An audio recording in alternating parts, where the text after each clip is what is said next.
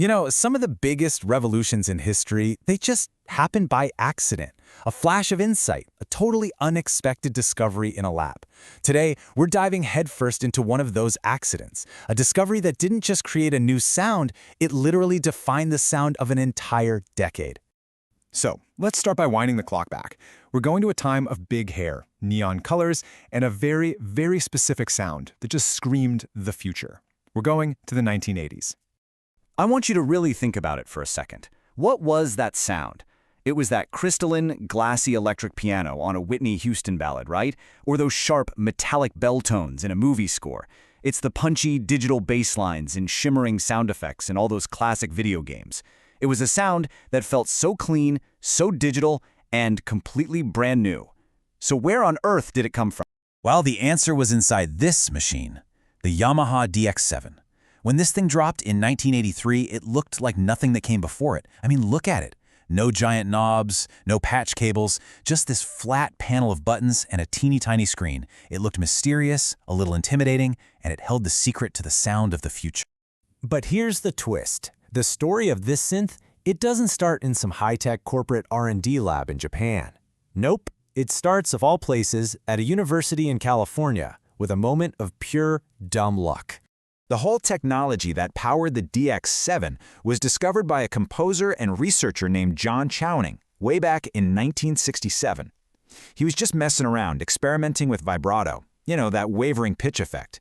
He was cranking it to extreme speeds, and then he stumbled onto something incredible. A simple, really efficient way to create super complex, evolving sounds completely from scratch. So Chowning makes this amazing discovery in '67, but the journey to your favorite pop song was a long one. It took 6 whole years for Stanford to license the patent to Yamaha. And then it took Yamaha a full decade of development before the DX7 was finally unleashed on the world in 1983. And then, in 1995, the patent expired, which basically freed this powerful idea for anyone to use and build on. Okay, so how does this thing actually work? FM synthesis has this reputation for being crazy complicated, but the core idea, it's actually surprisingly elegant. Let's break it down. To really get what made FM so different, you've got to look at how other synths worked at the time. Most of them use what we call analog, or subtractive synthesis. It's like sculpting. You start with a big, rich-sounding wave, and then you carve away parts of it with a filter to shape the sound. FM synthesis is the total opposite. It's additive. You start with the absolute simplest sound waves you can imagine, and you use them to build complexity by having them shape or modulate each other. And the basic building block for this entire process is something called an operator. Honestly, the best way to think of an operator is like a tiny, self-contained synthesizer.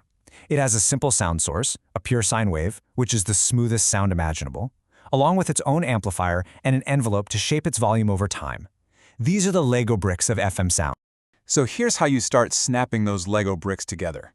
In a really simple setup, you've got 2 operators, and they have very different jobs. Operator 1 is called the carrier. That's the only one you actually hear. Operator 2 is the modulator. It's totally silent, but its job is to mess with the carrier's sound wave, adding all this new complexity. Think of the modulator as the sculptor and the carrier as the clay. This quote from Mark Phillips just nails it. The more you crank up the volume, the amplitude of that silent modulator, the brighter and more complex the carrier's sound gets. It's basically the exact same effect as opening a filter on a traditional synth. That is the secret sauce. You're controlling the tone not by filtering, but by changing how intense that modulator is. Now, the kind of sound you get all comes down to the mathematical relationship between the carrier and the modulator. If the modulator's frequency is a simple, clean multiple of the carrier's, like 2 times or 4 times, you get a musical harmonic sound. That's your electric pianos and basses. But if you use a messy, non-integer ratio, that's when you get those famously weird, atonal sounds, the metallic clangs and glassy bells that FM is famous for. And the level of control this gives you is just incredible. That filter opening effect we talked about, you can control it in different ways. An envelope can make it happen automatically, creating a kind of wah sound that swells and fades all on its own.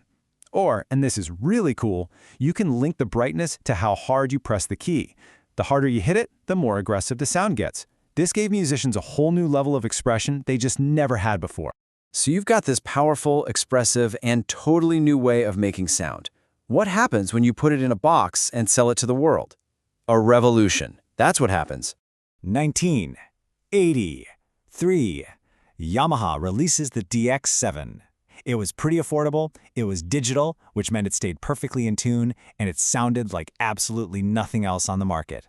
Music production would never, ever be the same. So why was it such a massive game changer? Well, it was the first digital synth to become a huge commercial hit. It created those signature glassy, metallic, punchy sounds that analog synths just couldn't make. But all that power came at a price. Its lack of knobs made programming it a total nightmare. And because it was so hard to program, most musicians just stuck to the factory presets. And that, right there, is a huge reason why the sound of the 80s is so incredibly consistent. Almost everyone was using the same foundational sounds from this one machine. The DX7's reign at the top eventually faded, but that happy accident that started it all, Chowning's algorithm was just getting started. When that patent expired in 1995, the floodgates just blew wide open. Suddenly, any company could put FM synthesis in their products without paying a licensing fee. It stopped being a Yamaha thing and became a universal tool, a fundamental part of every modern sound designer's toolkit. And today, FM is absolutely everywhere.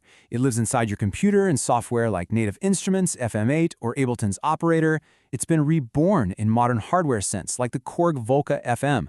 And you've almost certainly heard it in your pocket. It's been a go-to method for creating cell phone ringtones for years.